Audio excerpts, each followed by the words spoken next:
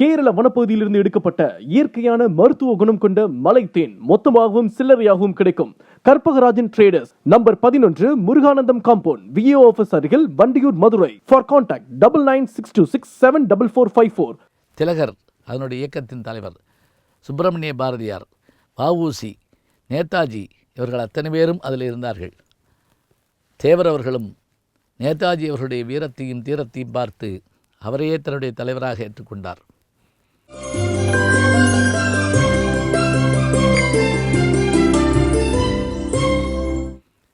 அதோடு மட்டுமல்லாமல் அவரை அழைத்து வந்து தமிழகத்திலே பயணம் செய்ய வைத்து மதுரையிலே ஒரு பெரிய மாநாட்டை நடத்தி காட்டினார்.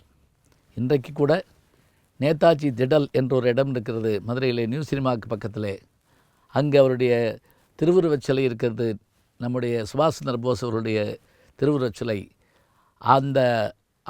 அந்த மாநாட்டை நடத்திய இடம் அந்த இடம்தான்.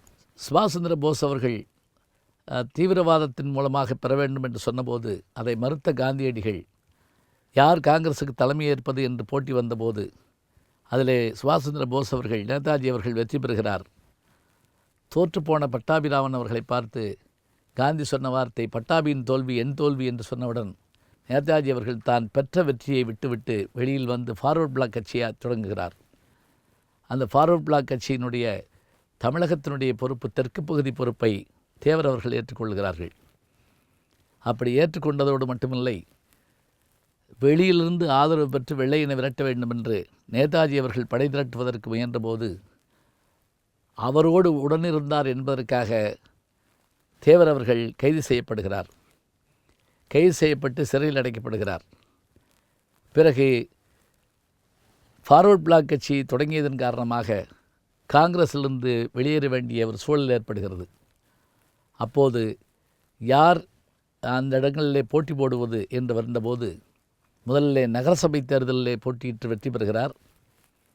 பிறகு கமுதி சட்டமன்ற தொகுதியிலே போட்டியிட்டு வெற்றி பெறுகிறார். அதன் பிறகு யாரும் செய்யாத சாதனையை அவர் செய்கிறார். என்ன சாதனை என்று கேட்டால், 2 தொகுதிகளில் போட்டியிடுதல். அதாவது கமுதியிலே அவர் போட்டியிட்டு சட்டசபை தேர்தலிலே வென்றதோடு மட்டுமல்லாமல் அருப்புக்கோட்டையிலே பாராளுமன்ற தொகுதியிலும் அவரே நின்று வெற்றி பெறுகிறார். ஒரு முறை அல்ல, 2 முறை. பின்னர் 47 ஒரு முறை, பிறகு 52 சிறுவில்புத்தூர் தொகுதியில் பாராளுமன்ற தொகுதியிலையும் கமுதி தொகுதியிலையும் போட்டியிட்டு வெற்றி பெறுகிறார். இதற்கிடையில் அவருக்கு வாய்ப்பூட்டு சட்டம் போடப்படுகிறது. வடநாட்டில் திலகருக்கும் தென்னாட்டில் தேவர் அவர்களுக்கும் வாய்ப்பூட்டு சட்டம் போடப்பட்டது. வாய்ப்பூட்டு சட்டத்தோடு அவர் மேடைக்கு வருவார், நிற்பார். மக்களை பார்த்து சொல்லுகிற வார்த்தை என்ன தெரியுமா? நான் ஆதியிலும் ஊமை அல்ல, வியாதியிலும் ஊமை இல்லை, பாதியிலே ஊமையானவன். அவ்வளோதான் சொல்லுவாராம். வெற்றி பெறுவாராம். எதை காட்டிலும் ஒரு ஆச்சரியம் என்ன என்றால், நேதாஜியோடு தொடர்பு கொண்டிருக்கிறார் என்பதற்காக சிறைச்சாலையில் வைக்கப்பட்டிருந்த போது சிறையில் இருந்தபடியே வென்று காட்டிய பெருமை அவருக்குத்தான் உண்டு. மக்களை சந்திக்கவில்லை, ஓட்டு கேட்டு போகவில்லை. ஆனால் அவருடைய தீரம் அவருக்கு வெற்றியை தந்தது. அப்படி என்ன அவர் சாதித்தார் என்று நமக்கு தோன்றும்.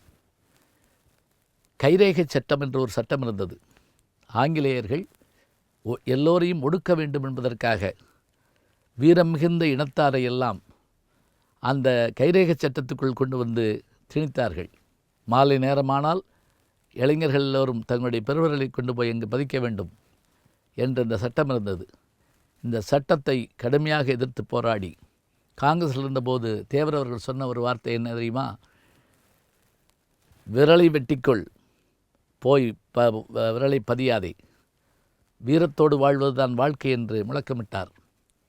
காங்கிரஸில் இருந்தபோது இன்னொரு வார்த்தையும், நாம் இந்த சட்டத்தை மாற்ற வேண்டும் என்று நாம் வாக்குறுதி கொடுத்து வெற்றி பெற வேண்டும் என்று கேட்டுக்கொண்டார். அதே போல் அதற்காக போராடினார். பெருங்காமநல்லூரில் ஏற்பட்ட பெரும் துப்பாக்கிச் சூட்டு கலவரத்தை நாம் பார்த்திருக்கிறோம். அந்த சட்டத்தை கடுமையாக எதிர்த்தவர் தேவர் அவர்கள். அதே போல் இன்னொன்றும் சொல்லலாம். காந்தியடிகள் மதுரைக்கு வந்தபோது மீனாட்சி அம்மன் கோயிலுக்கு அழைக்கிறார்கள். அவர் கேட்ட ஒரு கேள்வி, இந்த கோயிலுக்குள் ஹரிஜனங்கள் மற்றவர்கள் அத்தனை சாதிக்காரர்கள் வருவார்களா என்று கேட்டபோது இல்லை, அப்படியெல்லாம் வருவதில்லை என்று சொன்னவுடன் நான் இந்த கோயிலுக்கு வரமாட்டேன் என்று சென்று விட்டார். உடனே ராஜாஜியும் மதுரை வைத்தியநாத ஐயரும் என்எம்ஆர் சுப்பிராமனும் சேர்ந்து ஒடுக்கப்பட்ட மக்களை கோயிலுக்குள் அழைத்து செல்ல வேண்டும் என்று முடிவு செய்கிறார்கள். மதுரை எட்வர்ட் ஹாலில் அதற்கான கூட்டம் நடக்கிறது. அப்படி அவர்கள் ஒடுக்கப்பட்ட மக்களை அழைத்து செல்லப் போகிறார்கள் என்று தெரிந்தவுடன் அதை கடுமையாக எதிர்த்து அவர்களுக்கு தீமை செய்ய வேண்டும் என்று ஒரு குழுவினர் முடிவு செய்கிறார்கள். அப்போது வைத்தியநாத ஐயர் தேவர் அவர்களுக்கு இந்த செய்தியை சொன்னவுடன் அவர் சொன்ன ஒரு வார்த்தை, அவர்கள் வரட்டும், நானும் வருகிறேன் என்று ஒரு சீட்டு கொடுத்து விட்டாராம். தேவர் அவர்கள் இதில் தலையிடுகிறார் என்று தெரிந்தவுடனேயே அந்த பகுதிக்கு யாரும் வரவில்லை. ஒடுக்கப்பட்ட மக்கள் அமைதியாக உள்ளே சென்று கோவிலில் வழிபட்டு வந்தார்கள். அன்றைக்கு அவர்களுக்கு அந்த ஒரு வழியை அமைத்து கொடுத்த பெருமை வைத்தியநாத ஐயர் அவர்களுக்கு உண்டு என்றால் அதுக்கு பின்னிருந்து பணியாற்றிய பெருமை தேவர் அவர்களுக்கு உண்டு. அடுத்ததாக அந்த காலத்தில் தேர்தல் நிற்க வேண்டும் என்று சொன்னால் ஒன்று பட்டதாரியாக இருக்க வேண்டும் அல்லது பட்டாதாரியாக இருக்க வேண்டும். பட்டதாரி என்றால் படித்தவர்கள், பட்டாதாரி என்றால் வரி கட்டுகிறவர்கள். விருதுநகர் பகுதியிலே காமராஜர் அவர்கள் நகரசபை தேர்தலில் நிற்க வேண்டும் என்று நினைத்தபோது அவர் பள்ளி படிப்பை தாண்டாதவர், சொத்துக்கள் ஏதும் இல்லாதவர், ஏழை குடிசையிலே பிறந்தவர், 6ஆம் வகுப்புக்கு மேல் படிக்க முடியாத சூழலில் இருந்தவர். ஆனால் நாட்டுக்கு உழைத்த நல்லவர். அப்படிப்பட்டவர் அரசியலுக்கு வர வேண்டும் என்று நினைத்த தேவர் அவர்கள் உடனடியாக அவர் பேரில் 4-5 ஆடுகள் வாங்கி அது சொத்து வரி கட்டச் செய்து அந்த வரி கட்டியதன் மூலமாக அவரை அங்கே நகரசபைக்கு தலைவராக மாற்றிய பெருமை இவருக்குத்தான் உண்டு. மக்களிடத்திலே பேசுகிற போது தெய்வீகத்தையும் தேசியத்தையும் பற்றி அவர் பேசுகிற அந்த தன்மை அவ்வளவு அற்புதமாக இருக்கும். சமீபத்தில் நான் ரங்கூன் போயிருந்தேன். யான் கூன் அப்படின்னு அதுக்கு இப்போ பேர். அந்த ரங்கூனுக்கு சென்றிருந்தார் நம்முடைய பசுமன் தேவர் அவர்கள். அங்கிருந்த புத்தமத துறவிகள் மற்றவர்கள் எல்லாம் என்று வரவேற்கிற போது பெண்கள் தங்களுடைய கூந்தலை விரித்து அந்த கூந்தல் மீது நடந்து வருமாறு கேட்கிறார்கள். கப்பலிலிருந்து இறங்க மறுக்கிறார் தேவர்.